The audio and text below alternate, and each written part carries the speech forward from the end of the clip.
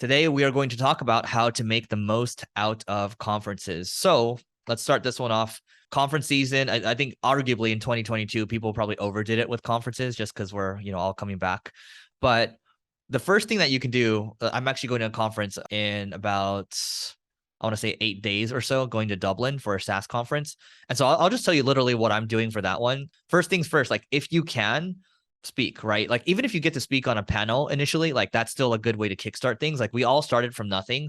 I started speaking at events where there's like 20 people and I was really nervous in the beginning. And then you start to slowly level up over time. So if you can volunteer, figure out how you can, contribute, how you can be helpful and just be a person of value. And then also when you go to conferences too, and I'll kick it over to Neil, we can go back and forth. It's instead of trying to be like an interesting person in the room where you're like wearing the nicest suit and all that, just be interested in other people. That's literally one of the easiest reframes. If you're more interested in someone and you're interested in what they're trying to do and you're trying to connect the dots for them, they're going to become more interested in you. That's just how reciprocity works. The way I get the most out of conferences, yes, speaking is great, but I know a lot of people won't be able to speak.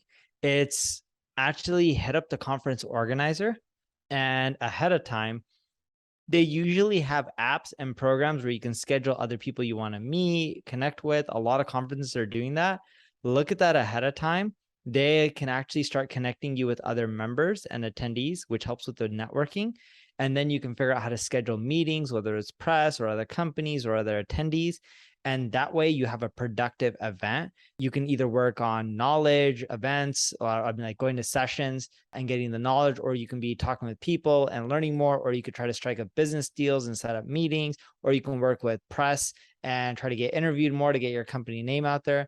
The point I'm making is you should focus on whatever it is that you think is the best for your goals, right? So if your goal is press, then set that up in events. If your goal is business meetings and trying to close deals, get connected with the right people ahead of time. And if it's just to learn, then you got the sessions and the agendas. But that's what I recommend with people, because then you kind of know what you're going to do during that event and you're much more likely to get a huge ROI. Because keep in mind, a lot of people are busy during these events because they're for a short period of time and they're flying in and out. So you want to set this up ahead of time.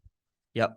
And Neil makes a good point too. I mean, even when I wasn't speaking before, I would try to set up dinners or even like happy hours or whatever with at least a couple of the speakers and tell them other speakers would be there. So the key thing is you find the lead domino initially, and then you reach out to the other one saying, oh, so-and-so is going to be there.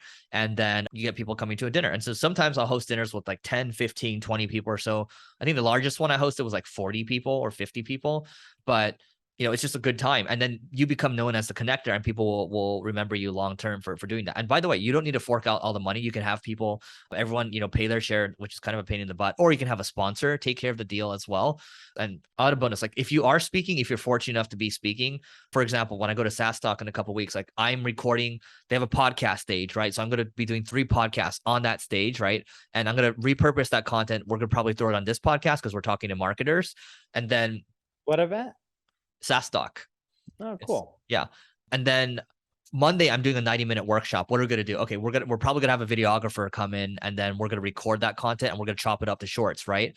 And, I'll throw it up on my YouTube channel or whatever. And then like my actual talk, like they'll send me the recordings for it. That's like a 30-minute thing. And from there, you could hire like a videographer to go with you just to maximize the content. Because the reason I'm bringing this up right now is because short form video right now, the organic reach is so good that you can get a lot more bang for your buck there. And you can also send this content to your email list. It's great for building authority as well. And so I just think you can maximize a lot of it if you're fortunate enough to A, speak, and then B, if you have some resource that you can allocate to it. I think it's super smart to build relationships at scale. Anything else, Neil? Nope, that's it. All right. That is it. Please don't forget to go to levelingup.com/founders. That's our private founders community. And yeah, catch you later.